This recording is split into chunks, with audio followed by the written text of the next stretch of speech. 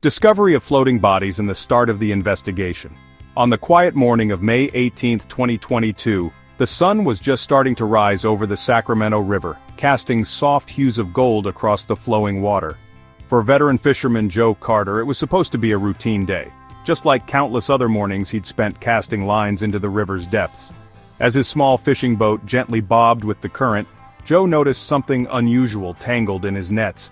It wasn't an old shoe or discarded debris he was used to pulling up, it was something far more sinister. "Damn it," he muttered under his breath, pulling at his net cautiously. His weathered hands faltered when he saw what lay inside. A limp, pale object wrapped partially in black plastic. Joe froze. It took him a moment to realize what he was staring at, part of a human arm, with jagged cuts that didn't appear to be the result of an accident. He staggered back and immediately grabbed his radio. "Sheriff's Department. This is Joe. I think you'll want to get down here," he stammered, his voice shaking in disbelief. Minutes later, the Sacramento County Sheriff's Office dispatched a team to the area. As deputies arrived on the scene, they cordoned off the riverbank nearest to where Joe had docked. The sight of the severed limb, wrapped in duct-taped plastic and tangled in green algae, shut down any doubt this was foul play. Detective Rachel Hughes, a sharp-witted investigator with over 15 years of homicide experience, was immediately called to the scene. Known for her no-nonsense demeanor and meticulous attention to detail, Hughes arrived with her partner, Detective Marcus Cole, a newer recruit who often balanced her stern professionalism with his laid-back humor. "Tell me what we've got," Hughes said, snapping on a pair of latex gloves as she approached Joe. "It's, in my net. I didn't touch it after I pulled it out, swear to God," Joe explained, pointing back at his small fishing boat. "Looks like an arm, or part of one anyway." Hughes exchanged a look with Cole, who already had his phone out, documenting the scene with photos. When the limb was carefully retrieved, Hughes noted the precision of the cuts. "This isn't random. Whoever did this knew exactly what they were doing. Clean, calculated," she observed grimly. The plastic wrapping suggested an attempt to conceal or transport, and it was clear this wasn't going to be a straightforward case. "Let's widen the search," Hughes ordered the deputies. As word spread, several officers began combing through the nearby river and shoreline. Within hours they found 2 more plastic bundles snagged on branches further downstream. Inside, the discovery was even more horrifying. Additional body parts belonging to 3 separate individuals, a gruesome puzzle waiting to be pieced together. A medical examiner arrived soon after. Dr. Laura Mendez, Sacramento's chief forensic pathologist, was brought in to assess the evidence on site. She crouched by the plastic bags with her team, murmuring calculations under her breath as she inspected the state of decomposition. "This wasn't an accident," Mendez confirmed to Hughes. 2 adults, likely late 30s or early 40s, and 1 child. Early indicators suggest the cuts were made post-mortem, probably with a very sharp tool, maybe a butcher's knife or saw. "Jesus," muttered Cole, stepping back to let that sink in. "We're not just looking at a murder here, this is premeditated, organized." Hughes didn't respond immediately. Her mind was already racing. 3 bodies, a child, a deliberate attempt to hide evidence in watery graves. Whoever had done this hadn't simply intended to kill, they wanted the victims to disappear entirely. But why? And how had nobody noticed until now? By midday, news helicopters were circling above, reporters scrambling to cover what was shaping up to be the city's most chilling crime in years. Sheriff's deputies expanded their search further upriver, while Hughes coordinated with Sacramento's Major Crimes Unit to dig deeper. After reviewing the morning's findings, she stepped away to make a phone call. "Ryan," she said, addressing her department's lead crime scene analyst, "I need your team out here ASAP. Bring every tool you've got. Drones, sonar, divers if we can get them. I want to know everything about where these bodies came from." Within hours, a command center was set up along the riverbank, buzzing with detectives, photographers, and forensic specialists.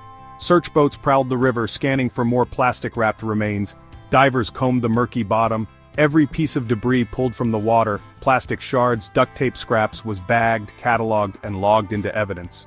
Near dusk, a breakthrough occurred. Deputies found the outline of tire tracks leading down a secluded dirt trail, stopping just short of the riverbank. The marks, deep and uneven in the soft earth, could only belong to something heavy, perhaps a truck or van. It was the first clue indicating how the bodies had been transported to the water. "Get me traffic camera footage from every road within a 5-mile radius," Hughes barked into her radio. "If someone drove out here to dump evidence, they left a trail." Cole chimed in, "And let's pull missing persons reports for families in the area. This doesn't scream random. Someone's gonna notice if a father, mother, and kid didn't come home last night. Even as darkness set in, Hughes refused to leave the scene. Standing against the glow of floodlights, she played possible scenarios through her head. Was it a botched robbery that ended in bloodshed? A family dispute taken too far? Human trafficking? Every theory felt plausible yet incomplete. All she knew was this: the killers had left behind just enough evidence to start the hunt. But was it enough to catch them? As she gazed out toward the river, its surface now glistening under the pale moonlight, Hughes clenched her jaw. Whoever had orchestrated this believed they could outsmart everyone. "They're wrong," she muttered under her breath. "We'll get them." Evidence points to a missing family. The morning after the grisly discovery, Detective Rachel Hughes sat in her office staring at her whiteboard. Photos of the severed limbs and recovered plastic bags were pinned up, alongside rudimentary sketches of the tire tracks found at the riverbank. Below them, a single word was scrawled in red marker: "Why?" As she sipped her lukewarm coffee, her partner, Detective Marcus Cole, burst into the room, holding a stack of freshly printed papers. "You're gonna want to see this," he said, his face unusually serious for someone who rarely dropped his laid-back demeanor. "What is it?" Hughes leaned back in her chair, setting the coffee aside. "Missing persons report." Cole dropped the papers onto her desk. A family of 3 was reported missing in Vacaville 3 days ago. 2 parents, mid-30s, and their 7-year-old son. Last seen on May 15th, and get this, neighbors say they left the house in a silver pickup truck. Hughes sat up straighter, her eyes narrowing. "Silver truck? Please tell me it has scratches on it." "It fits," Cole confirmed. "The neighbors couldn't get the full license plate, but they mentioned something about a dent on one side, possibly the rear fender. It matches the description of the truck we saw on the traffic cam near the river." Hughes grabbed the papers and scanned through the family's information. Their names were Adam and Karen Reese and their son, Ethan. No immediate red flags jumped out at her: steady income, a quaint suburban home, no criminal history. "They don't exactly scream troublemakers," Hughes remarked grimly. "A family disappearing into thin air? This feels personal, Marcus." Cole nodded, pulling up a chair to sit across from her. "Their landlord said they were good tenants, always polite, paid rent on time, but here's the kicker. A neighbor said Adam Reese made a big cash withdrawal just a few days before they vanished. $100,000. Hughes froze mid-thought. $100,000? She repeated. "What the hell does a guy like him need that kind of cash for?" "That," Cole replied, "is exactly what we need to find out." The morning buzzed with activity as Hughes and Cole put their team to work, digging into the Reese's background. Officers canvassed the neighborhood while analysts scoured their phone records, bank statements, and social media accounts. By midday, reports started coming in. Officer Daniels, stationed at their modest single-story home in Vacaville, called Hughes with an update. "Detective, I'm at their house now. No signs of a break-in. Furniture's untouched, but it looks like some personal belongings are missing. Clothes, toiletries. It could be they left willingly." Hughes frowned, pacing back and forth in her cluttered office. "Any signs of violence, blood, struggle?" "Negative," Daniels replied. "The place feels too clean, if that makes sense. I did find a note on their calendar, though. May 15th. Meeting, 6 p.m. No location listed." "Meeting?" Hughes echoed. "Okay, get photos of that calendar and keep digging. Check drawers, cabinets, anywhere they might stash documents." "You got it," Daniels said before hanging up. Meanwhile, Cole was across the room talking with their tech analyst, Kara, whose fingers flew across her keyboard. "All right," Kara announced, spinning her chair around to face the detectives. "Phone records show something interesting. Adam Reese made a series of short calls to an unregistered number 2 days before he withdrew the cash. Whoever it was, they called him back 6 times the next day. And after May 15th, radio silence." "Can we trace it?" Cole asked, though he already knew the answer. "It's a burner phone," Kara said with a shrug. "Cheap, disposable, untraceable. Whoever was on the other end doesn't want to be found." Hughes leaned over Kara's desk, staring at the call logs. "People don't just vanish after pulling $100,000 unless they're being watched, or threatened." "Exactly," Kara said, "and it doesn't stop there. The very last charge on their credit card was a fuel-up at a gas station outside of Vacaville around 5:30 p.m. on the 15th. That lines up with the timestamp on their calendar. My guess, they filled up and headed straight to their meeting." Hughes's mind flashed to the severed limbs fished from the river. 3 bodies, adult male, adult female, child. She didn't want to jump to conclusions yet, but the parallels were undeniable. Her phone buzzed, the caller ID flashing, "Captain Fleming." She answered quickly, her voice clipped. Hughes here. Hughes, Fleming said, his tone urgent. I just got off the phone with the sheriff in Vacaville. The Reese family's bank confirmed the withdrawal for $100,000 in cash on May 13th. Adam Reese was alone. No one's reported seeing him or his family since. It's them, Hughes said flatly. It has to be. The timing, the truck, the cash, it all fits. What about motives? Fleming asked. Why would someone target them? We're working on that, Hughes responded. It's starting to sound like they were lured into something. Maybe a scam, maybe something darker. Whatever it was, that cash was the bait. After hanging up, she turned to Cole. We're missing something. Normal families don't just walk into trouble like this. It smells like a setup. Cole pointed to the whiteboard where the faint outlines of tire tracks were sketched out. They didn't walk into trouble, Rachel. They drove into it. By late afternoon, Hughes and Cole received confirmation from the coroner that DNA from the severed body parts matched the profiles of Adam, Karen, and Ethan Reese. The chilling truth hit Hughes like a freight train. It's them, she whispered. They're gone. Cole's jaw tightened. We're not just hunting killers, Rachel. We're hunting someone who planned this down to the last detail. The room fell silent, tension hanging thick in the air. Somewhere, someone out there had lured this family to their deaths. And if they didn't move fast, that same person or people would vanish into the wind. The mysterious truck clue. It was well past midnight when Kara, the tech analyst, burst into the investigation room, clutching a thick folder filled with traffic camera stills. Detective Rachel Hughes, who had been running off minimal coffee and even less sleep, raised an eyebrow at the unusual urgency. Her partner, Marcus Cole, had been nodding off in his chair, his legs stretched out lazily on the desk, until Kara's arrival jolted him upright. I've got something, Kara exclaimed, almost out of breath. She slammed the folder onto Hughes's desk, causing the detective's mug to rattle precariously. What is it? Hughes asked, leaning forward as she began flipping through the stills. The truck, Rachel. The silver pickup truck, Kara said, pointing to one of the photos. I found it. Cole immediately straightened up and stood beside Hughes, peering over her shoulder. There, in the grainy black and white image of a traffic camera, was a blurry silver pickup truck speeding down a secluded stretch of road away from Sacramento. The timestamp read 2:10 a.m. on May 16th, less than 24 hours after the Reese family was last seen. It fits, Kara continued. Same body type, same color, and look right here. She jabbed a finger at the zoomed-in portion of the image. See that scrape along the rear fender on the driver's side? Matches what the witnesses said? Hughes furrowed her brow as she scrutinized the image, noting the strike marks on the truck. License plate? She asked, already sensing the answer. Obscured by mud, Kara admitted, grimacing. Even the enhancement software couldn't pull enough detail. Of course, Hughes muttered, sighing deeply and running a hand through her hair. Whoever's driving that truck knows exactly what they're doing. Wait, there's more, Kara added quickly, pulling out another image from the folder. Check this out. Same truck, crossing a different traffic cam roughly 4 miles south about 50 minutes later. Still no clear plates, but the timestamp confirms it's the same vehicle. Cole tapped the edge of the folder, his tone sharp. So, what's the play here? We know it left the river, probably after dumping the bodies. Did it head to a safe house or keep moving?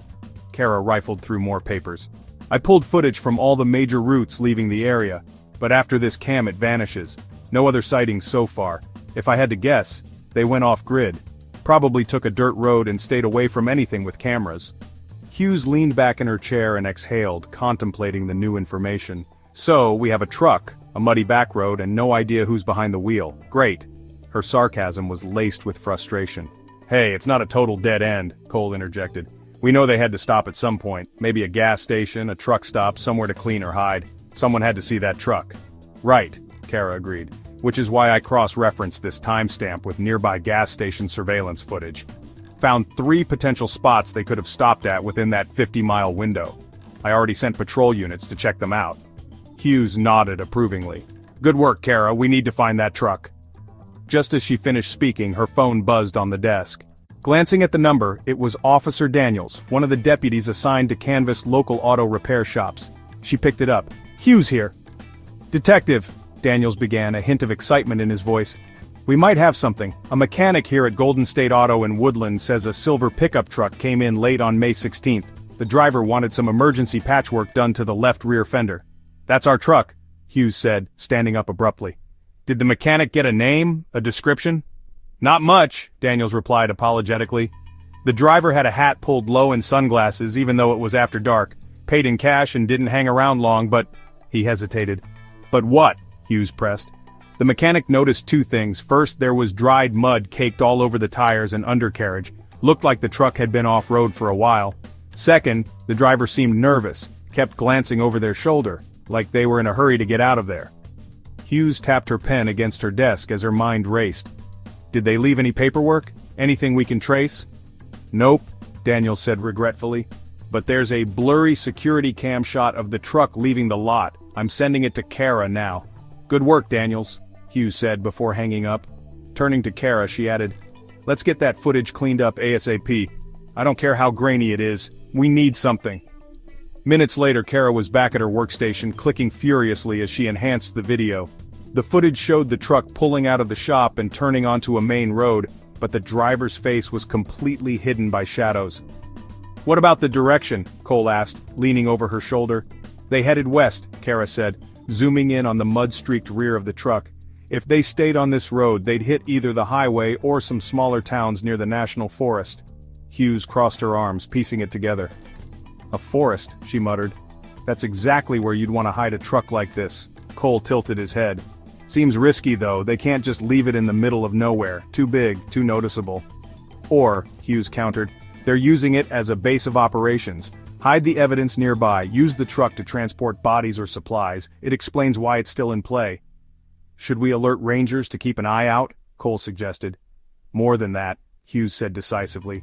We need aerial surveillance over those woods, drones if we can get them, and reach out to the patrol units. Every gas station, repair shop, or random diner along that westward route needs to be checked. As she spoke, Hughes's phone buzzed again. This time it was Captain Fleming. Hughes, his gravelly voice rang through the speaker. I just got word from a ranger out by the Plumas National Forest. Said they spotted a partially hidden truck matching your description near an old logging trail. Thought it was abandoned until they saw fresh tracks leading further into the woods. Hughes's heartbeat quickened. We're on it, she said, hanging up and grabbing her coat. She tossed an urgent glance at Cole. Gear up. If that truck's still sitting there, whoever's driving it can't be far. Victim family and the missing large sum of money. Detective Rachel Hughes rubbed her temples as she stared at yet another report on her desk. The Reese family's clean and predictable background didn't give her much to work with. No life insurance scandals, no enemies, no shady businesses, nothing that screamed danger. But one thing stuck out. The significant cash withdrawal Adam Reese had made just 2 days before he and his family disappeared. $100,000. Tell me again why a guy with no red flags pulls out that much cash, Hughes muttered aloud, breaking the silence in the room. Marcus Cole, seated across from her, leaned back in his chair, balancing a pencil between his fingers. Either he's planning a serious gambling spree, he quipped, or somebody convinced him that he needed it, and fast. Well, gambling's unlikely, no history there. Hughes tapped on her keyboard, scrolling through Adam Reese's financial records. Bills always paid on time, steady paychecks from his job at the telecom company. Their spending habits are middle-class vanilla, groceries from Safeway, the occasional dinner at Applebee's, kids' soccer league fees, nothing out of the ordinary. How does nothing out of the ordinary end with limbs found in the Sacramento River? Cole deadpanned. That's the question of the day, Hughes shot back, her tone clipped. And it's all going to come back to that cash. What would a middle-class dad need $100,000 for? If it's not gambling, not an investment deal, what's left? Cole shrugged. Blackmail? Somebody threatening him for the money? Hughes didn't respond, her focus narrowing on a transaction log. She squinted, scrolling back a bit. Wait a second, look at this. Cole leaned closer. What am I looking at? This. Hughes pointed at a cluster of smaller withdrawals leading up to the 100,000. Starting 2 weeks before the big withdrawal, Al, we've got 100,000. Starting 2 weeks before the big withdrawal, Al, we've got 1,000 here, another 2,000 a few days later, then 2,000 a few days later, then 5,000, almost like he was piecing it together. So he didn't pull all of it from the same place? Cole asked. No, he didn't, Hughes replied. Those are spread out across 3 different branches of their bank. Cole exhaled, sitting upright. That feels premeditated. Maybe not by him, but it doesn't scream last-minute desperation either. Somebody told him, get all the money you can without raising alarms. Kara, the analyst, walked into the office with a laptop under her arm, breaking into the conversation. I just finished combing through their phone records. You're gonna want to see this. Hughes gestured for her to sit while Cole cleared the corner of the desk. Tell me you've got gold, Hughes said. Kara opened her laptop and swiveled the screen around to face them. So, here's Adam Reese's call history over the last 2 weeks. Pretty standard, lots of neighborhood numbers, work calls, but then... She tapped on a highlighted block. Burner phone. Burner phone? Cole echoed, leaning in. Yep, Kara confirmed. 4 calls from it, all happening the week before the $100K withdrawal. Each call lasts under 2 minutes. And then 5 more calls from the same number the weekend before the family vanished, including one about an hour before Adam pulled the cash. Hughes leaned back in her chair, the pieces starting to take shape in her mind. Did he call the number back? Once, Kara said, scrolling further. Barely 10 seconds, my guess, no one answered. Hughes frowned. And after May 15th? Kara shook her head. Radio silence. Whoever owns that burner phone hasn't used it again. Cole scoffed. Shocking. Hughes tilted her head slightly, her mind racing. Whoever was on the other end of that line wasn't just demanding the money. They were orchestrating this step by step. This wasn't some impulsive act, they planned it. You think they lured him into something? Cole asked. Lured, threatened, manipulated, something, Hughes replied. Nobody carries $100,000 in cash for fun. Kara added, I also dug through Karen Reese's phone records. Nothing unusual except for one outgoing call to an unfamiliar number on May 12th. A landline registered to some small-time real estate business in Carmichael. I'm guessing Adam and Karen were working together on whatever this meeting was about. Real estate? Cole raised an eyebrow. Maybe they were looking to buy property? That could explain the cash, they needed it for a down payment. That's one theory, Hughes said, her brow furrowed. But if that's the case, where's the paperwork? Contracts, correspondence, anything? Maybe that's what this meeting was about, Kara suggested. A knock on the door interrupted their discussion. Officer Daniels stepped in, holding what looked like a file folder. Just came from the Reese house, he announced. Found this in one of the drawers. He handed the folder to Hughes, who flipped it open to reveal several loose documents. It's a map, she said, pointing at a small folded page with handwritten notes scribbled along the edges. There were directions to what appeared to be a rural property, with a date circled on the corner. May 15th, 2022, 6:30 p.m. That's our meeting time, Hughes said. Looks like Karen was right there with Adam, planning this together. Cole leaned over her shoulder. What's the property? A house? Land? Unclear, Hughes said, scanning the notes. Address is incomplete. Looks like it's somewhere along the county line. What else? Check the back, Daniels added. Hughes flipped the page over, revealing a scrawled note in blue ink. It read, Bring cash, all of it, no exceptions. Well, that's not ominous, Cole muttered. Hughes clenched her jaw. They knew exactly what they were walking into, but why the secrecy, why cash, and why bring the whole damn family? Daniels cleared his throat. There's one more thing. Karen's sister called our department this morning. She said Karen mentioned something odd about this deal, something that was making her nervous. Apparently Karen had second thoughts, but Adam was convinced they had to see it through. The sister doesn't know what it was about, but... Daniels hesitated. But what? Hughes urged. Daniels took a breath. The sister said Karen specifically mentioned 2 women. Karen thought they were friendly, maybe a little off, but nothing alarming. One of them, though. Karen said she wouldn't stop smiling even when it didn't feel appropriate. She said it gave her a bad vibe. A bad vibe, Hughes repeated slowly, her interest piqued. Did she give names? Nothing on names, Daniels replied. Just the description. One blonde, one brunette, mid-30s. Seemed harmless at first glance. Hughes closed the folder, her determination shifting into high gear. She turned to Cole. You still think this was random? Cole shook his head. Not a chance. Somebody set this family up and they didn't just want the money, they wanted to make sure they never came back. The investigation into the Reese family's mysterious disappearance was finally gaining momentum. But with each clue, Hughes was left with more questions than answers. Who were these women? What was the purpose behind the meeting? And how far would the killers go to cover their tracks? Suspects emerge. 2 mysterious women. Detective Rachel Hughes sat at her cluttered desk, staring at a fresh page of notes sprawled across the whiteboard. The Reese family timeline was coming together, but the meeting Adam and Karen had attended remained a black hole in the investigation. Beside her, Marcus Cole flipped through a stack of interviews they had conducted with neighbors and acquaintances, occasionally tapping his pen against the desk. You know, all roads keep pointing to this mysterious goddamn meeting, Cole muttered, breaking the silence. But nobody knows who they were meeting. $100,000 in cash? That's not something you bring to brunch with friends. Somebody's working hard to stay invisible, Hughes replied, narrowing her eyes at the photo of the Reese family pinned to the board. But invisible people slip up eventually. Their assumptions would soon prove accurate. That same afternoon, Kara, the team's tech analyst, stormed into the room with a laptop tucked under her arm and an unmistakable look of excitement on her face. "Got something that'll blow your minds," she said, hooking her laptop up to a nearby monitor. On it, a grainy but decipherable video of a suburban security camera began playing. "This footage is from a neighbor 3 houses down from the Reeses," Kara explained, clicking a few buttons to freeze the frame. She zoomed in on what appeared to be the Reese driveway at 6:12 p.m. on May 15th. "This is the night of the meeting. Look who showed up." The grainy video showed 2 women stepping out of a navy sedan parked in front of the Reese's house. Both were dressed casually, but the taller one had strikingly blonde hair pulled into a neat ponytail, while the shorter woman, a brunette, wore sunglasses despite the fading daylight. "Pause it there," Hughes ordered, leaning closer to the screen. "These 2, I don't recognize them from any neighbor statements or interviews." "That's not all," Kara said, clicking further into the feed.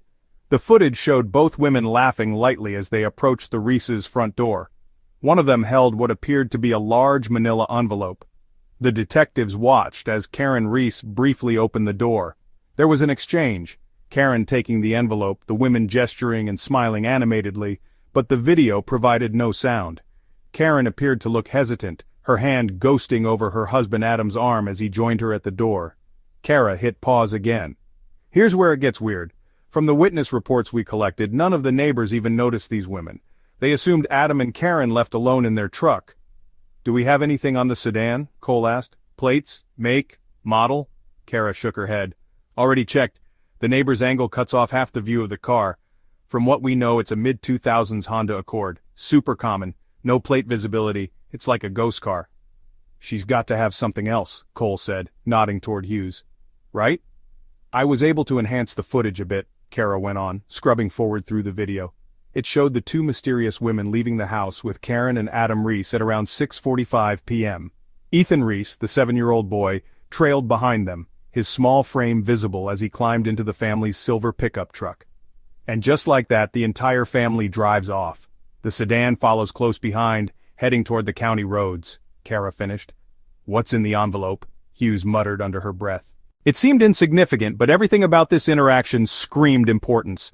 The calculated calmness of the women, the way Karen hesitated, that wasn't a casual visit, it was planned.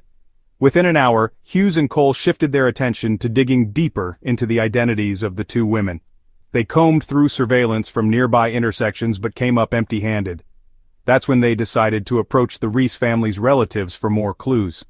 Karen's sister, Catherine Mills, had already provided some statements that pointed toward Karen feeling uneasy about the meeting. Hughes decided to revisit her. Seated at her kitchen table, Catherine Mills fiddled nervously with the charm bracelet around her wrist, her dark eyes scanning Hughes and Cole for answers. "You've found something, haven't you?" "Catherine, we need you to think hard about Karen's recent behavior. Anything she mentioned, no matter how small," Hughes pressed. "These women, did she ever say who they were?" Catherine frowned thoughtfully, leaning back in her chair. Karen didn't know them very well, she only referred to them by first names, Lisa and Sharon. Lisa was overly friendly, kind of bubbly, but Karen said there was something about the way Sharon kept watching her, like she was sizing her up. "Sizing her up, how?" Cole asked, scribbling notes. Catherine hesitated. Karen used the word manipulative. She said Sharon had this cold, unsettling smile that never reached her eyes. Karen mentioned trying to back out of whatever they were planning, but Adam thought otherwise. He told her this kind of opportunity didn't come around twice. "What kind of opportunity?" Hughes prodded. "Was it the property deal they discussed?" "Yes," Catherine said firmly. Karen said they talked about a rural lot, something they could renovate or flip for profit. She wasn't sold on it, but Adam was pushing her because the women claimed the offer was time-sensitive. Something about wanting cash up front to avoid complications. "What else can you tell us about these women?" Cole asked. "Not much," Catherine admitted, staring down at the table. Karen only met them twice, one of them at the real estate office and the second time at home when they showed up with that envelope. "That's enough to start with," Hughes said, standing. "Let us know if you remember anything else." Later that night, Hughes received a call from Kara while reviewing her notes. "Rachel, You're going to want to hear this, Kara said, a hint of urgency in her voice. I ran searches on anyone named Sharon or Lisa within 20 miles linked to real estate deals or recent transactions. And? Hughes asked, her pen stilling on the paper. Sharon Miles, former real estate agent, arrested 3 years ago for fraud. It involved coercing people into buying non-existent high-demand properties. Served 2 years, recently released on parole. And Lisa? Lisa Hart. No arrests, but she's got ties to Sharon. According to DMV records, she sold a Navy Honda Accord 2 months ago to an unknown buyer through private sale. My guess? She's playing accomplice. Hughes gripped the edge of her desk. Get me everything on Sharon and Lisa. We need a real profile, including why in the hell they drag an entire family into this mess. The detectives had their suspects. Now came the hard part, figuring out how 2 seemingly average women lured an unsuspecting family into their trap and why they didn't intend to let them walk away. The abandoned house and horrifying clues. The sun was setting behind a line of tall pine trees when Detective Rachel Hughes and her partner Marcus Cole pulled up to the dirt driveway of the abandoned house. The property was hidden deep in the outskirts of Sacramento County, a forgotten location that could easily be missed without the precise GPS coordinates provided by search teams earlier that day. The house itself was a decaying structure, its paint long peeled away to reveal weathered wood. A gaping hole in part of the roof suggested years of neglect. The porch sagged dangerously, as though waiting for the first unlucky soul to put weight on it. Seeing it in person, Hughes couldn't shake the ominous feeling clutching her chest. This place screams trouble, Cole muttered, stepping out of the car and surveying their surroundings. The dense foliage enveloped the property like a natural barrier. If I had to dump evidence or hide bodies, this would definitely make my top 5. Hughes shot him a glance. Try not to make me regret partnering with you. Lighten up, Cole countered, but his usual smirking tone was subdued. Even he could feel the heavy atmosphere permeating the scene. The sheriff's deputies had blocked off the perimeter earlier, and a forensics van was already parked nearby. Officer Daniels approached the detectives as they neared the house, his face grim. We found a couple of things inside, Daniels reported, and let's just say it's not good. Hughes adjusted her gloves and nodded. Show us. Inside, the smell hit them first, the sharp tang of cleaning chemicals mixed with the putrid, lingering stench of decay. Even though the house had been abandoned for years, the air felt heavy with something more recent and sinister. Daniels pointed toward a room in the back, which appeared to have been used as a makeshift workspace. There was a plastic folding table in the center of the room, its surface littered with dark red stains, some dried, others not entirely. Plastic sheeting covered part of the floor, though it was torn in places, revealing more stains underneath. A roll of duct tape lay discarded nearby, and empty bottles of industrial-grade bleach were stacked against the wall. Cole grimaced as he surveyed the scene. Jesus, this has dissection site written all over it. Hughes said nothing, her eyes darting across every detail. She motioned to the forensic techs who were dusting the surfaces for prints. Anything yet? One of the techs, a woman named Alvarez, lifted her head. We lifted partial prints from that bottle of bleach over there, she said, pointing. Preliminary analysis matches Sharon Miles. It's not conclusive yet, but it's a strong lead. That name again. Sharon Miles. One of the 2 mysterious women Hughes and Cole had tied to the Reese family. They were closing in. And the plastic sheets? Hughes asked. Still being processed, Alvarez replied. But those stains? Definitely blood. Multiple types. We're running tests to see if they match the victims. Hughes nodded, her expression darkening. Anything else? Daniels turned and gestured to another corner of the room. You're going to want to see this. Near the broken window, a set of large black garbage bags had been stacked haphazardly. One of them had partially torn open, exposing something that made Cole step back instinctively. Christ, he muttered. What is that? Hughes crouched down to look closer. Among the shredded plastic were clumps of hair, strands of duct tape covered with reddish-brown smears, and a child's sneaker, mud-caked, torn, but horribly recognizable. She didn't need to say it aloud. It had to belong to Ethan Reese, the 7-year-old boy whose life had been cut short in such a brutal way. Bag it all, Hughes said tightly, forcing her voice to remain steady. She rose to her feet, her jaw clenched. I want every item in here cataloged and tested. Every fiber, every hair, every trace they left behind. Alvarez nodded, already reaching for more evidence containers. Now I know why they used this place, Cole said, his voice uncharacteristically quiet. Middle of nowhere, no neighbors. It's like they thought if they cleaned it up well enough, nobody would find it. But they left behind too much, Hughes said firmly. She gestured toward the bleach bottles and the duct tape. This was supposed to be the cleanup site. They probably thought they could get rid of all the evidence here, but they got careless. Daniel stepped in closer, his expression apologetic. There's more. More? Hughes asked sharply. Daniels hesitated, then pointed toward a covered heap in an adjacent corner of the room. It was a tarp, large and lumpy, tied down with bungee cords. The smell was far worse there, almost unbearable. When one of the forensic techs carefully peeled it back, even Hughes found herself holding her breath. Inside the tarp were more bags, bloody and foul, the stench confirming their contents long before the techs opened them. Weapons, a butcher's knife, a saw, and a hammer, all encrusted with dried blood. Cole took a step back, shaking his head. This wasn't just a cleanup spot, this was where they did it. The cutting, the wrapping, it all happened right here. The group stood in silence for a moment, the weight of what they had uncovered pressing down on them. Hughes broke the silence first. This means we're on the right trail, she said, her voice measured but cold. We have prints linking Sharon and, more likely than not, Lisa too. We have tools, staging materials, everything we need to prove they were here. Now we pin it on them. Cole nodded, though his face remained troubled. Think it was just them? Hughes didn't answer immediately. She looked around the room again, the methodical layout of the cleanup materials, the precision of the operation. No, she finally said. This kind of operation, it feels organized, deliberate. Sharon and Lisa didn't do this alone, there's someone else pulling strings. And we're gonna find them? Cole asked, despite already knowing the answer. Hughes's jaw tightened. Damn right we are. By the time they left the abandoned house, floodlights illuminated the site, and more forensic experts swarmed the scene. As Hughes and Cole climbed into their car, the image of that old sneaker and bloody tools lingered in their minds. They thought this place would bury the truth, Hughes said, starting the engine, but all they did was leave it behind for us to find. Cole didn't respond. For once, the weight of the case was too great for even his sarcasm to cut through. They drove off into the night, but in both their minds, one question echoed louder than the engine.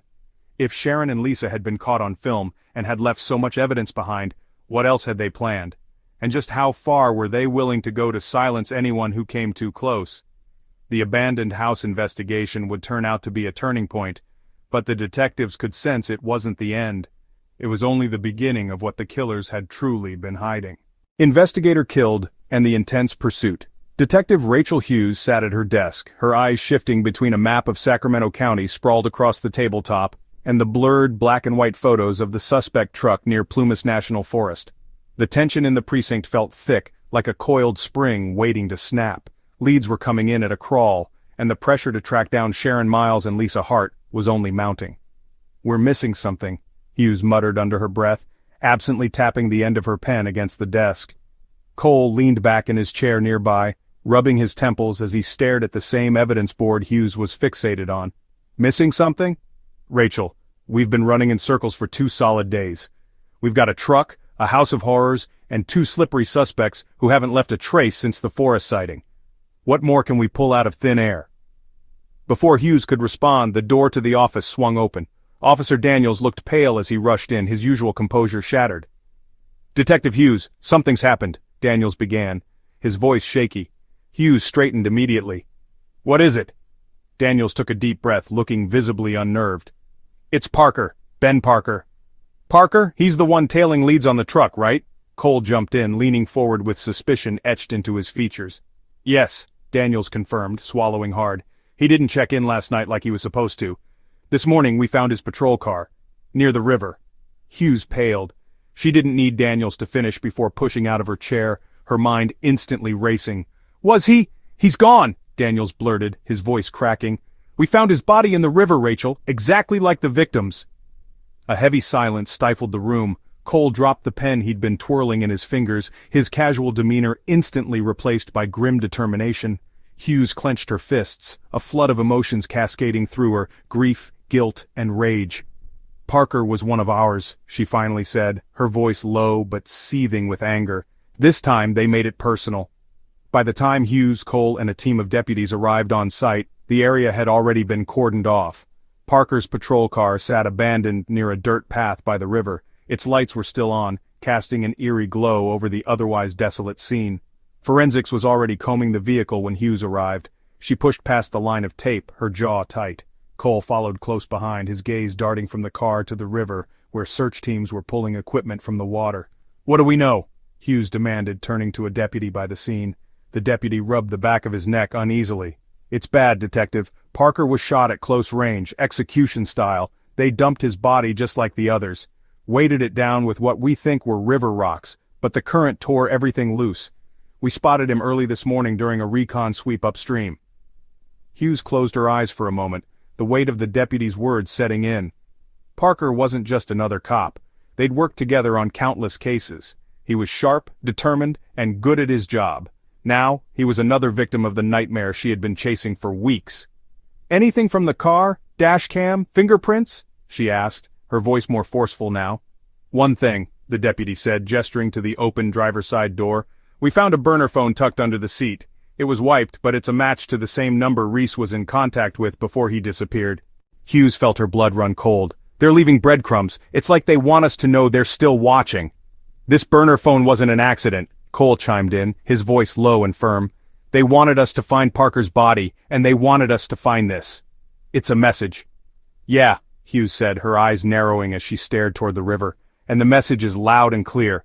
We're not done." Back at the precinct, the mood was somber. Parker's death cast a shadow over the department, but it also lit a fire beneath Hughes and Cole. Whoever these women were, they'd stepped far over the line.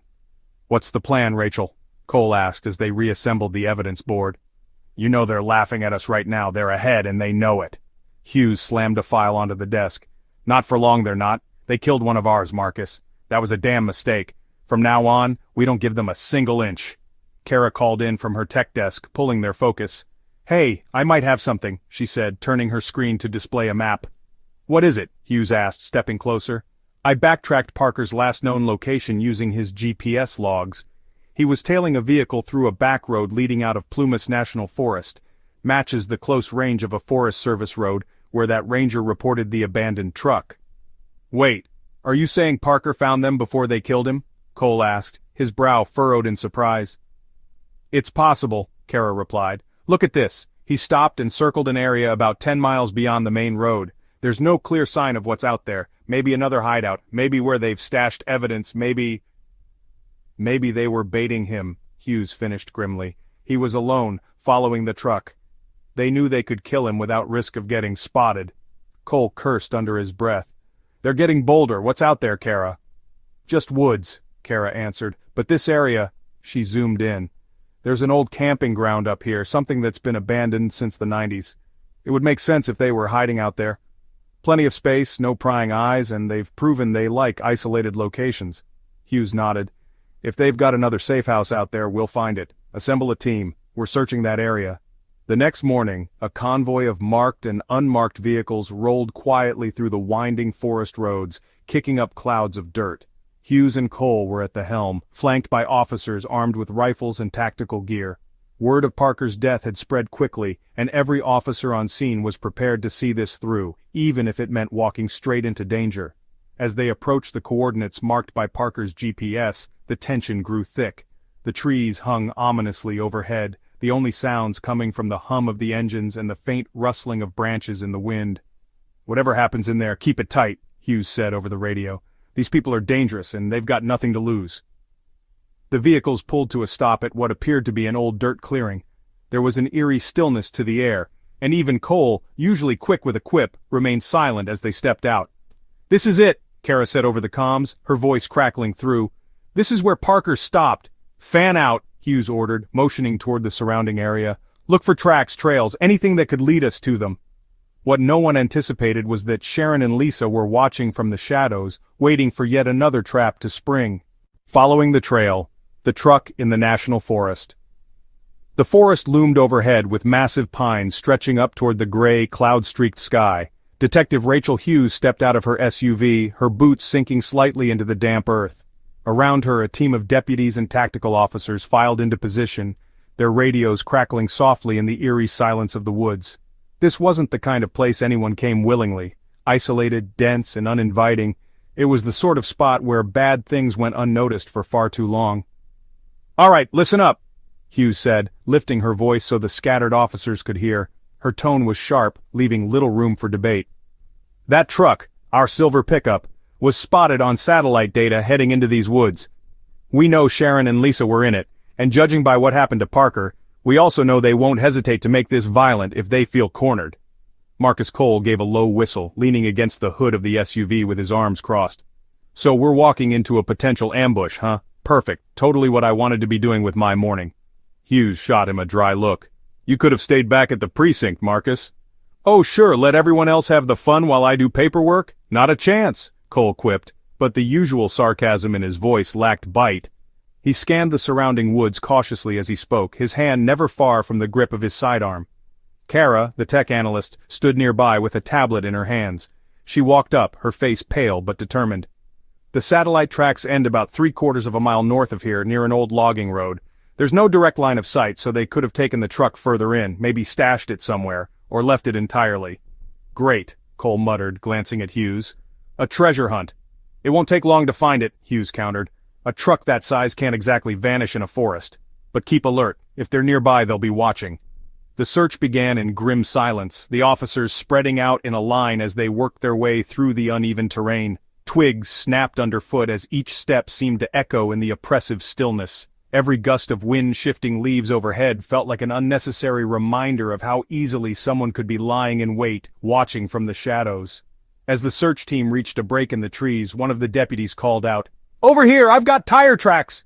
Hughes and Cole hurried over to where the deputy stood crouched near a patch of muddy ground that sloped downward. Wide ridges carved into the dirt unmistakably matched the treads of a truck. "You're seeing this, right?" the deputy said, gesturing to the tracks. "They're fresh. I'd guess less than 24 hours old." "This is it," Hughes said, following the trail with her eyes. It led deeper into the forest, disappearing into a shadowy corridor of trees that seemed to stretch endlessly. "They brought the truck this way." The group pressed forward cautiously, following the tracks until the terrain flattened out into what looked like an overgrown clearing. That's when they all saw it, the silver pickup truck. It sat partially hidden under a crude camouflage of branches and leaves, as though someone had tried to blend it into the forest floor. The truck's rear was caked in mud, the dent on the fender visible even through the dirt. "There it is," Cole said quietly, his voice a mixture of relief and unease. He adjusted his holster as he scanned the area. "So, where's Sharon and Lisa? You don't just leave your getaway truck sitting pretty like this." Hughes raised her hand, signaling the group to stop. "Hold position," she said calmly but firmly. "This feels wrong." The officers spread out, rifles and sidearms drawn. One of the tactical team members moved quickly toward the driver's door, his hand cautiously trying the handle. It was unlocked.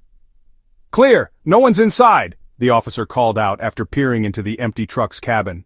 But the scene suddenly shifted when Kara, who had been hanging toward the back of the group, approached with her tablet. She gestured to the truck and the tracks surrounding it. "Wait, this doesn't line up. Look at the mud. They didn't just leave the truck here and walk away. It looks like they rolled something out of the back." Everyone's eyes shifted toward the ground behind the truck.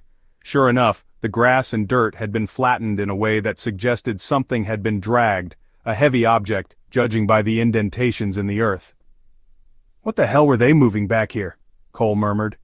Hughes followed the trail visually.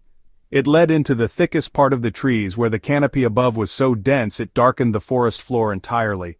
Her gut twisted, a feeling she knew better than to ignore. Whatever it wasn't good. "Let's move, stay close, stay sharp." The group carefully followed the drag marks another 100 yards until it opened up into yet another clearing, this one even smaller and more sinister. In the middle of the space was a fire pit, long extinguished, with charred remnants of something unidentifiable poking out of the ashes. Around the edges were discarded items, torn plastic, duct tape, bleach bottles once again, and the faint glint of something metallic buried in the dirt. Alvarez, one of the forensic techs who had joined the search, knelt near the fire pit. She waved and called over to Hughes. "Detective, this—" She hesitated, pulling something out of the ash with gloved hands. "This looks like burned clothing." Cole nodded toward another pile near the tree line. "And over here we've got tools again. Another saw, duct tape, maybe from the same stash they used at the house."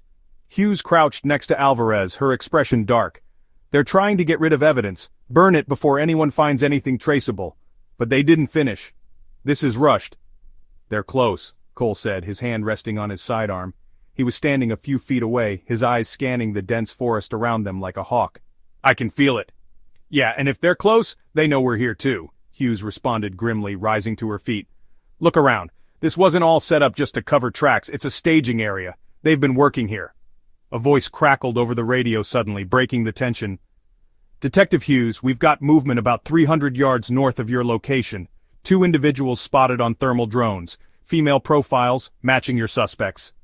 Sharon and Lisa, Hughes said, her fists clenching. She grabbed her radio. Hold position and observe. Don't engage until we're in position. Cole gave her a grim nod, checking his weapon one more time. Ready to play bait in the big bad forest? Hughes ignored the jab, her tone razor sharp. They're not getting away this time. The pursuit through the forest began shortly after, but chasing ghosts in the woods wasn't easy. Sharon and Lisa had a head start and the advantage of knowing the terrain, but Hughes wasn't about to let them slip away. Not after Parker. Not after the Reeses. The stakes were higher than ever, and this time, she wouldn't stop until the hunt was over for good. The intense chase in the deep forest. The cold forest air bit into their skin as Detective Rachel Hughes tightened her grip around the stock of her flashlight, the beam darting between the towering trees. Around her, officers were fanning out in tight formations, their radios crackling softly with updates from the tactical support teams monitoring drone footage. Every step felt heavier as the floor of the forest crunched and shifted under their boots, shadows playing tricks on their senses. "We've got movement north!" came a faint shout from one of the tactical units stationed ahead of their positions. "Confirmed, 2 suspects on thermal, heading northwest, deep into the ridgeline." "Thermal says they're on the run," Kara's voice crackled over Hughes's radio. She was back at the mobile command center, feeding intel into earpieces in real time. "It's them, Sharon and Lisa, matching height, body structure. They're moving quickly, looks like they're sticking to animal trails."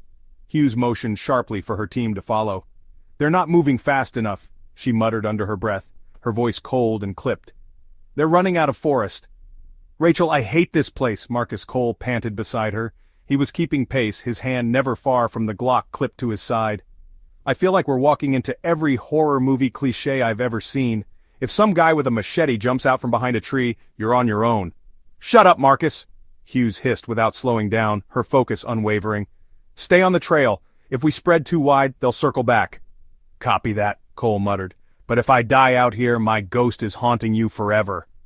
The chase was feeling less like a pursuit and more like a hunt. Hughes could sense it. Sharon and Lisa weren't just fleeing blindly. They had a plan. The trails they were weaving through weren't random.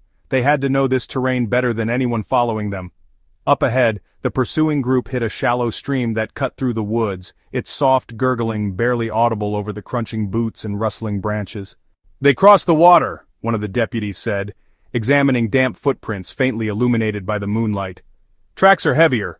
One of them might be injured, or they're carrying something." "What did they bring out here?" Cole asked, keeping his voice low, his eyes scanning the area. Hughes crouched near the water, her fingers running along the edge of a footprint before rising. "We'll find out soon enough." The radio crackled again as Kara's voice broke into the tense silence. "Heads up! They're moving faster, but they're scattering. Sharon's leading north, Lisa's circling west. It looks like they're trying to split your team up," Hughes cursed under her breath. "Classic diversion. They're smarter than I gave them credit for." "I knew it!" Cole groaned, looking up at the sky as if pleading with some divine force. "It's like a goddamn horror movie." "Officer Sanders," Hughes barked into her radio, ignoring Cole. "Take your unit west. Don't let Lisa double back toward the truck. Keep her moving into the open." She turned to Cole and the rest of her group. "Everyone else stays with me. Sharon's the priority. She's the mastermind, and if we lose her, we lose this whole case." As the team pushed northward, Hughes's gut told her they were getting closer. Twigs snapped underfoot, and every now and then, the faint echo of movement ahead of them caused everyone to freeze, ears straining in the heavy silence. "Rachel," Cole said under his breath, nodding toward the ground. "You see that?" Barely visible in the dirt was a faint trail of blood droplets. "She's hurt," Hughes whispered. "Or pretending to be. Either way, it slows her down." Behind them, their radios buzzed with updates about Lisa's trek westward. From the sound of it, Sanders and his team were driving her toward an open strip of forest just shy of the national park boundary. But Hughes tuned it out for now. All her focus lay ahead. The trail they followed dipped into a steep ridge lined with jagged rocks and overgrowth. It was more oppressive here, darker, perfect for an ambush. "She's setting us up," Cole murmured, his gun now drawn. The joking edge in his voice was gone, replaced by a steely tension. "This ridge? I'm calling it This is where it happens. Keep your eyes up, Hughes ordered, scanning the dappled moonlight filtering through the canopy. Her flashlight swept rapidly across the terrain, catching glints of something metallic on the rocks ahead. Whoa, stop! Hughes raised her arm abruptly and the team froze. Cole crouched beside her, squinting at the rocky outcrop. What is that, a tripwire? Sure enough, stretched between two jagged rocks was a thin wire, and connected to it was what looked like a canister partially buried in leaves and dirt. Son of a... Hughes muttered, stepping back cautiously. They've set up traps. What kind of real estate agents carry booby traps? Cole growled, scanning the area like he expected someone to jump out of the darkness. They're not real estate agents anymore, Marcus, Hughes hissed. Move slow, watch every step, they've had days to set this up. The team carefully navigated around the tripwire, and as they pushed further up the ridge, the sound of hurried footsteps ahead became clearer. They were gaining on her, and she knew it. Suddenly a sharp crack punctured the air, a gunshot. Every officer ducked instinctively, scanning for the source. That was ahead of us, one of the tactical officers said, gripping his rifle tightly. She's armed. Sharon doesn't strike me as a fighter, Cole muttered. She's stalling, buying time. For what? Hughes muttered darkly, her hand tightening around her service weapon. Lisa's already cornered, Sharon's out of options. The team pressed on, this time moving faster. The blood trail was fresh now, dragging to the left along a set of rocks. Hughes's heart thudded in her chest as she motioned for two officers to flank the area while she and Cole pushed straight through. Freeze! Hughes shouted as they tore through the last patch of thick brush. Her flashlight pierced through the dark, and there she was. Sharon Miles stood at the edge of the ridge, her blonde hair wild, streaked with sweat and dirt. Blood dripped from a gash along her forearm. In her shaking hands was a pistol, pointed downward at the forest floor like she hadn't decided what to do with it yet. It's over, Sharon, Hughes barked, her voice firm and commanding. Put the gun down, we've got you surrounded. Sharon's chest heaved as she looked between Hughes, Cole, and the officers closing in behind her. Her lips twisted into a faint smile, a chilling, detached expression that made Hughes's stomach turn. You think this is over? Sharon said, her voice low and hoarse. You think catching me stops any of this? You've got nowhere to go, Hughes shouted, her weapon steady. Put the gun down, now! For a moment it seemed like Sharon would lift the pistol and fire, but instead she tossed the weapon to the ground, raising her hands in mock surrender. Behind Hughes, Cole let out a breath he didn't realize he was holding. I'll be honest, he muttered. I thought she was going to force us to finish it. Don't let your guard down, Hughes warned, never taking her eyes off Sharon, even as the officers moved in to cuff her. She's playing the long game, I can feel it. As Sharon was led away into custody, Hughes turned her radio back to Sanders' frequency. Sit rep on Lisa, is she down? She's in custody, Sanders confirmed, his tone triumphant. Caught her about half a mile from the park boundary. She didn't go quietly, though, tried to claw her way through two officers. She's a fighter, all right? Good job, Hughes said, her tone clipped but satisfied. Bring her in. As the team descended from the ridge, Sharon's words rang in Hughes's mind. You think this is over? Something about the way Sharon had smiled, calm, almost victorious, gnawed at her. Sharon and Lisa had been caught, but the feeling in Hughes's gut told her the case was far from finished. The confession at trial, who masterminded it? The courthouse was buzzing with nervous energy as reporters swarmed the steps, microphones and cameras poised to catch any glimpse of the accused. Inside, the air was thick with tension as the courtroom filled to capacity, every inch occupied by journalists, grieving family members, and curious spectators. Seated at the defendant's table were Sharon Miles and Lisa Hart, both wearing the grim expressions of women forced to confront their fate. Detective Rachel Hughes sat quietly near the front row of the gallery, her arms crossed tightly as she stared at the back of Sharon's blonde head. Marcus Cole was next to her, legs stretched out casually, but his body language betrayed none of the confidence he normally carried. His jaw was set, and his eyes darted toward the defense attorneys, who whispered frantically to one another. You ever get the feeling this is going to get worse before it gets better? Cole muttered, leaning slightly toward Hughes. Every damn second, Hughes replied, her voice low. They didn't just roll over when we caught them in the forest, Marcus. They've got more to say. Something they've been sitting on this whole time. Cole gave her a sidelong glance. You think they'll crack, or just pull some wild card stunt and drag this all out? They'll crack, Hughes said firmly. People like Sharon and Lisa can only play the victim for so long before they try to save their own skin. But the question is, what don't we know yet? The courtroom fell silent as the judge entered, a stern-faced man in his late 50s with sharp, analytical eyes. "All rise," the bailiff announced, and everyone stood until the judge took his seat. "Proceed," the judge ordered, gesturing for the prosecutor to make their opening statement. Assistant District Attorney Kimberly Stanton was a no-nonsense presence in tailored navy and heels that clicked sharply against the floor as she approached the jury. Her voice was calm, yet commanding, cutting through the tension in the room like a scalpel. "Ladies and gentlemen of the jury," Stanton began, her eyes scanning the faces seated before her, "what you will hear today is the story of a carefully orchestrated crime, one built on manipulation, greed, and absolute disregard for human life. Sharon Miles and Lisa Hart did not stumble into these actions by mistake. They planned them. They executed them. And when someone like Detective Benjamin Parker came too close, they silenced him." Hughes's jaw tightened, the mention of Parker rekindling raw anger. She caught Cole's slight sideways glance but didn't acknowledge it. Parker's death still felt too fresh. "You will see the evidence that ties these two women to the brutal murders of Adam, Karen, and Ethan Reese," Stanton continued. "We have video footage, fingerprints, witness testimony. We even have their own words captured in recorded phone calls. And most importantly, we will reveal the motive, a motive that drives this entire case." Stanton stepped back to her table, leaving the room in silence before the defense attorneys stood to make their case. Hughes leaned closer to Cole. "They're going to play the blame game," Hughes muttered. "Sharon will point the finger at Lisa, and Lisa will point it right back." Cole smirked faintly, though there was no humor in his tone. "Then we just watch them burn together, right?" "You hope," Hughes replied grimly. As the trial unfolded, the prosecution laid out every damning piece of evidence.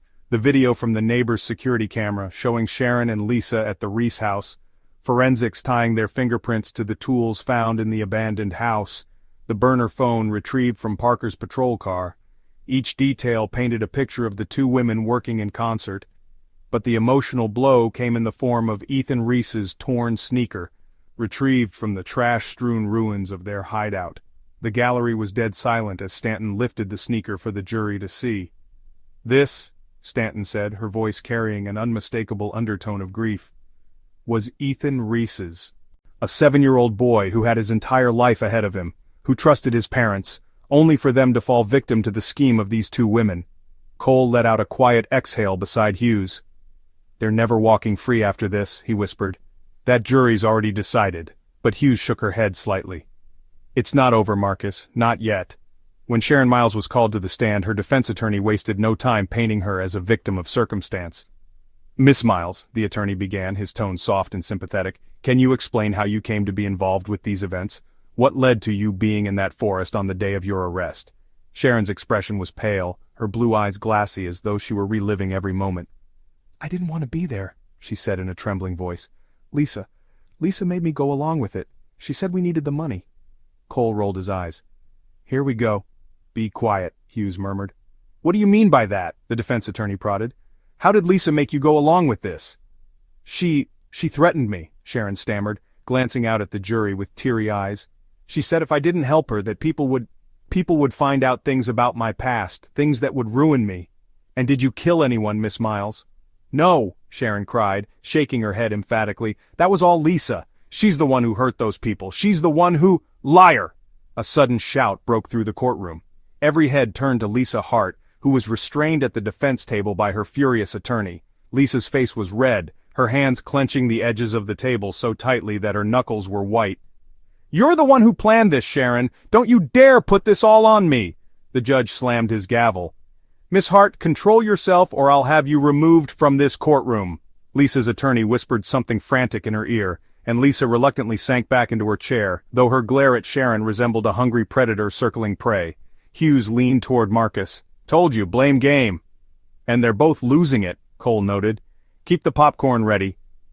The tipping point of the trial arrived when the prosecution brought forward cell record transcripts, conversations between Sharon and an unknown third party. This third party, it seemed, was directing every move. "Who made these calls, Miss Miles?" Stanton asked sharply, pacing before the jury. "Who were you talking to?" Sharon shifted uncomfortably on the stand, her stammer returning. It was just a client." "Stop lying!" Stanton snapped, her voice cutting through Sharon's hesitance. "These were not clients, Miss Miles. They were orders." "From who?" Sharon was silent, the facade crumbling. It wasn't Lisa, was it? Stanton pressed, seizing the moment. You and Lisa were pawns. Someone else was behind this entire scheme, weren't they? Sharon glanced at Lisa, then at the jury, her lips trembling. I can't say, she whispered. You can't or won't, Stanton said icily. Because if you don't, we'll find that person ourselves, and you'll still take the fall. Tears formed in Sharon's eyes, and her voice cracked. I don't know his name, she finally admitted. He called himself Gray. He told us what to do, step by step. The money wasn't even ours. It was for him. A ripple of shock moved through the courtroom as Stanton turned to the jury, her face calm but triumphant. There you have it, Stanton said firmly. A shadow figure Sharon and Lisa obeyed without question, someone who orchestrated murder, betrayal, and manipulation from behind the scenes. Hughes leaned back in her seat, her mind racing. Looks like we've got a bigger fish to fry now, Cole muttered. We already knew this was bigger than Sharon and Lisa, Hughes replied, her eyes darkening. But now we've got a name, and as long as Gray is out there, this case isn't over. Sentencing and justice delivered. The courtroom was packed, not a single seat left unclaimed. Cameras from every major news network lined the back wall, their lenses zooming in on the tense faces seated throughout the room. Everyone had gathered for the grand finale, Judgment Day for Sharon Miles and Lisa Hart. After weeks of grueling testimony, damning evidence, and chilling revelations, all that remained was the sentencing. Detective Rachel Hughes sat in the gallery near the front, her arms crossed, watching the defendants with cold, unwavering eyes. Marcus Cole was beside her, his posture relaxed but his jaw tightly set. Gone was his usual casual demeanor. Today he looked like every other officer in the room, stern, unforgiving, and ready for closure. Feels like they're dragging this out on purpose, Cole muttered under his breath, his voice low enough for only Hughes to hear. They want the spectacle, Hughes replied, her voice flat. It's not every day you get a double sentencing for killers who tore apart a family, killed a child, and executed a cop. Cole huffed. Don't forget the circus around Gray. Everyone in this room knows there's more out there. This whole mess didn't stop with Sharon and Lisa. It doesn't matter today, Hughes replied sharply. Her eyes bore into the back of Sharon Miles's head.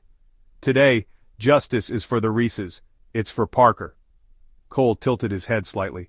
You think Parker's widow is watching this at home? No, Hughes said after a beat. She's in the second row.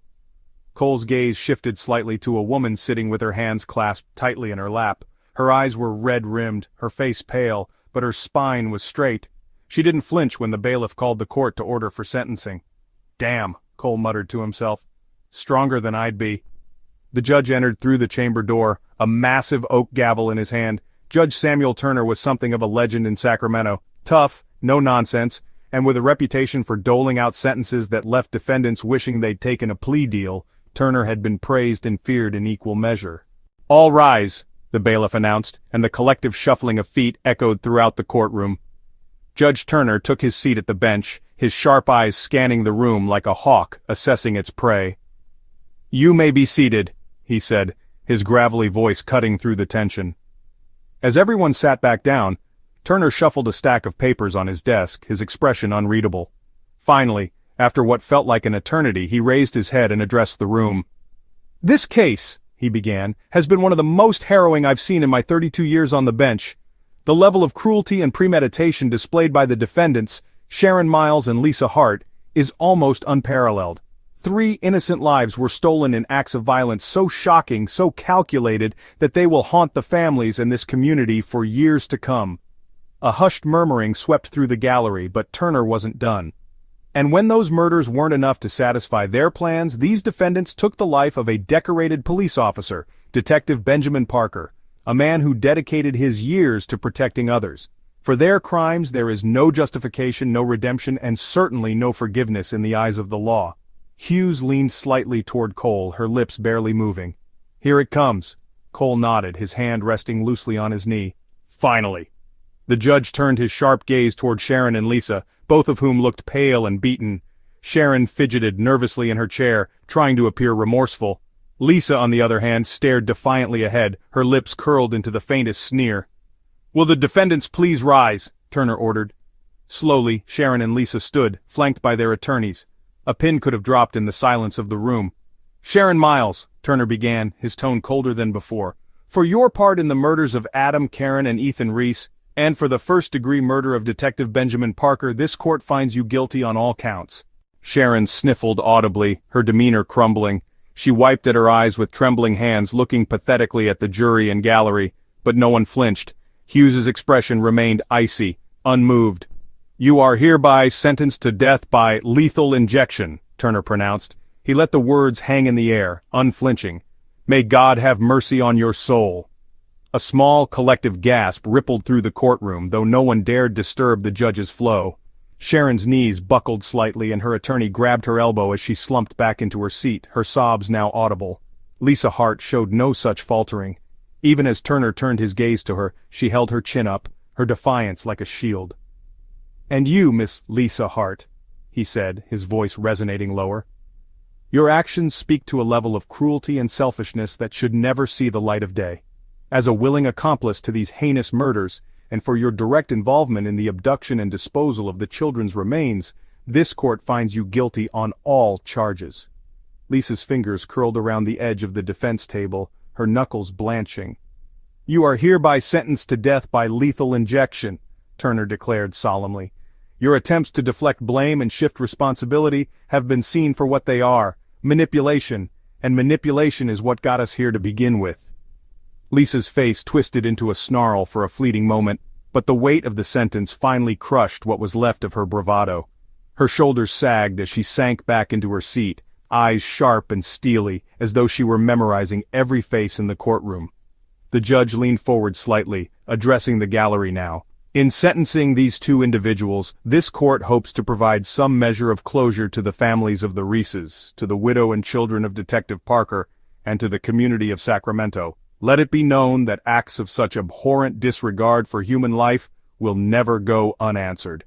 With a single final strike of the gavel, it was over. Hughes felt the tension in her shoulders ease, but only slightly. She glanced around the room as reporters began scribbling furiously in their notebooks. Cameras flashed as the bailiffs moved to lead Sharon and Lisa out of the courtroom in shackles.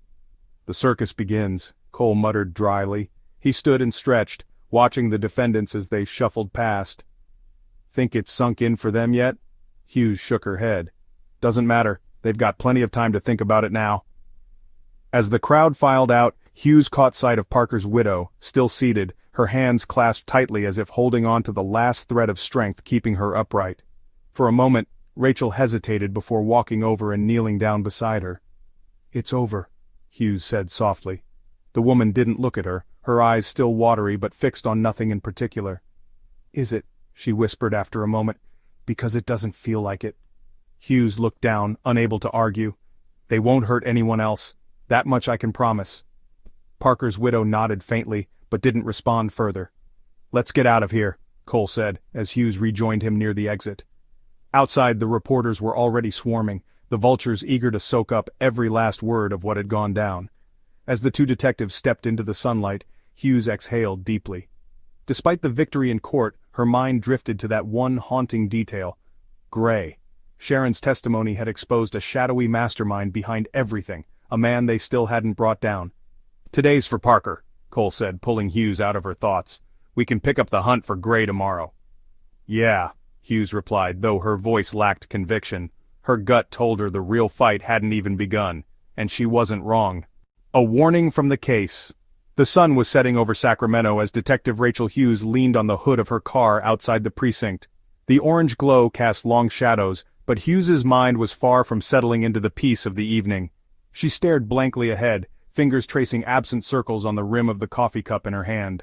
Marcus Cole approached her from the station steps, his usual cocky stroll noticeably subdued. "You're brooding," Cole said, his voice casual but tinged with curiosity. "That's not a good look for you, Rachel, not that it ever is." "Not now, Marcus." Hughes sighed, taking a sip of her lukewarm coffee without looking at him.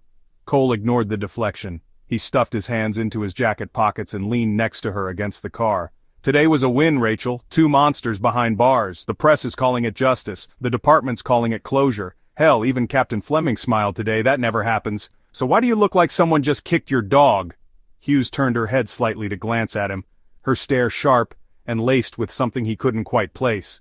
"You don't get it, do you? This case wasn't just about Sharon and Lisa. It never was." "They got what they deserved," Cole shot back. The Reese family got justice. Parker's name won't get swept under a rug. What more do we need? Hughes gritted her teeth. It wasn't that simple. Justice isn't the same as answers, Marcus, she said after a moment. Sharon cracked about Gray in court. As much as I hate to admit it, she wasn't lying. Somebody put her and Lisa in motion. Somebody funded them, gave them the tools, orchestrated this whole thing. And now, while everyone's congratulating themselves on a job well done, Gray is goddamn untouchable, sitting in some dark corner just waiting to do this all over again. Cole raised an eyebrow. So that's what this is about? You're stuck on the phantom boogeyman? Gray isn't a boogeyman, Hughes snapped, irritation flaring in her voice. He's real, Marcus, and he's out there, probably watching the news, grinning like he just won a chess match. Cole tilted his head, tapping a rhythm on the roof of the car. You think this Gray guy is some puppet master? Sure, okay, maybe Sharon and Lisa were taking orders. Maybe someone told them to do everything step by step. But why? What's the endgame here? That's the question that no one seems to care about, Hughes replied bitterly. Why this family? Why the Reeses? Why Parker? Was it just about the money? Was this about control, or was it something deeper? Cole gave a low whistle and leaned back, his gaze shifting to the horizon. That's a lot of dark theories for someone who's technically off duty. I stopped being off duty the day we found Ethan Reese's sneaker, Hughes said flatly. This isn't over, Marcus, and you know it. A door slammed back at the precinct and Kara, the tech analyst, stepped out into the parking lot carrying a tablet clutched to her chest. She looked hesitant as she walked toward them, her usual chipper demeanor dampened by the weight of the day. Am I interrupting something serious, or is Marcus just trying to drag you out for drinks again? She asked, flashing a wry smile. Well, if drinks are on the table, Cole started. I swear to God, Marcus, Hughes cut him off, her glare silencing him effectively. She turned her attention to Kara. What's on your mind? Kara fidgeted with the edge of the tablet for a moment, her timid expression replaced by something more solemn. I figured you'd want to see this, she said, holding out the device. It's about Gray. Hughes snatched the tablet and immediately began scrolling through the screen, her focus narrowing as Cole peered over her shoulder. What am I looking at? Hughes asked, her tone clipped. It's quiet chatter, Kara explained. Encrypted forums, dark web channels, stuff I don't usually dig into unless I have a really good reason. Since Sharon mentioned Gray in court, I did a little searching. Turns out this isn't the first time his name's popped up. Cole frowned. Wait, Gray is famous? Like, criminal famous? Not famous, Kara corrected. More like a ghost story. There are whispers about someone by that name, always tied to weird cases, missing persons, blackmail schemes, financial webs that don't leave a trace. I cross-referenced what I could with our case database and, well, he's in there. At least 3 other active investigations have suspects who've mentioned him, all unsolved. Hughes' hand gripped the tablet tighter, her pulse quickening. What aren't they solving? It's like he's a contractor, Kara continued, her voice dropping as if the very name Gray came with its own curse. He doesn't get his hands dirty, but he finds people willing to do the work for him, manipulates them, puppets them, and when the job's done, he vanishes. But it's not random, Rachel. He picks his people. Hughes's mind raced. Could Gray really be behind more than just the Reese case? Was this part of something larger, something that hadn't even scratched the surface yet? Wait a minute, Cole interrupted, his tone skeptical. Are we saying this guy runs some kind of underground murder-for-hire operation? I mean, come on, that's, I don't know, a bit too James Bond, don't you think? No, Hughes said quietly, her gaze still glued to the screen. It's not murder-for-hire, it's manipulation. Sharon and Lisa didn't realize they were pawns until they were too far in. That's the genius of it. Gray doesn't pay them. He pushes them into positions where they think they need him. He creates desperation, controls everything, and once he's got what he wants, he wipes his prints off the whole damn game. Cole rubbed his temples, visibly frustrated. All right, assuming this guy exists, if he exists, how the hell do we find him? Sounds like chasing fog, Rachel. Hughes didn't respond immediately. She closed the tablet and handed it back to Kara, her jaw tightening. That's the problem, Marcus. We don't have anything, no name, no face, no damn breadcrumbs, just a shadow. For a long moment, the 3 of them stood in silence, the hum of the city around them muted by their shared frustration. Finally, Kara broke the quiet. Do you think he's watching us? She asked softly, almost like she didn't want an answer. Hughes's eyes hardened as she glanced toward the horizon, where the sun had now fully disappeared, leaving nothing but an expanse of deep, foreboding shadows. If he's the kind of man I think he is, Hughes said, her voice like steel, he's not just watching us, he's already planning his next move. Cole let out a long breath, shaking his head. You really know how to ruin a perfectly good sunset, you know that? Hughes finally allowed herself a faint smile, despite the heavy knot in her chest. Come on, I'm buying the first round of coffee back at the precinct. We're going to need it. Guess the hunt starts tomorrow, Cole said, following her toward the car. Kara lingered for a moment, looking back at the precinct where reporters were still buzzing like flies over the fresh carcass of the trial. This wasn't over. Not for Rachel, not for the team, and certainly not for Gray. But as she climbed into the car behind them, one thought gnawed at the back of her mind. If Gray was always watching, what would he do now that Sharon and Lisa were no longer useful?